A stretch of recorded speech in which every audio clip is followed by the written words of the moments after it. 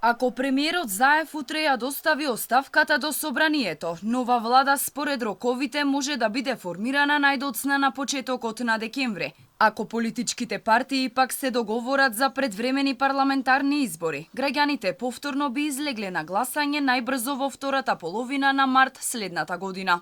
Законските рокови се јасни. Откако оставката ќе биде доставена до собранието, спикерот Талат Џафери веднаш треба да ја достави до пратениците и до председателот на државата Пендаровски и на прва собраниска седница да биде констатирана без претрес и без дебата. Новиот мандатар има рок од 20 дена да состави влада, но доколку е веќе испланирано, тоа може да се случи и побрзо, односно влада да се добие и кон крајот на ноември.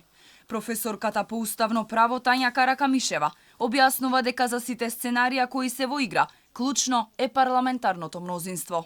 Првото сценарио е доколку актуелното владино парламентарно мнозинство опстои и утврдени ли дека има минимум 61 пратеник на своја страна, председателот на Републиката е должен да го определи мандатарот од тоа парламентарно мнозинство. Доколку второто сценарио е доколку имаме ново парламентарно мнозинство, за кое што ќе биде информиран исто така председателот на Републиката, а ако опозицијата успее да состави ново парламентарно мнозинство, председателот на Републиката треба да го определи мандатарот од тоа ново парламентарно мнозинство.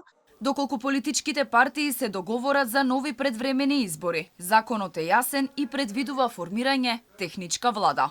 Доколку политичките партии, опозицијата и власта се договорат за нови предвремени парламентарни избори, при тоа имаме ситуација кога ќе биде договорен денот за одржување на нови предвремени парламентарни избори, 100 дена пред одржувањето на тие избори, собранието избере нова преодна влада за спроведување на избори на пратеници, која што ќе биде предводена од нов председател на влада.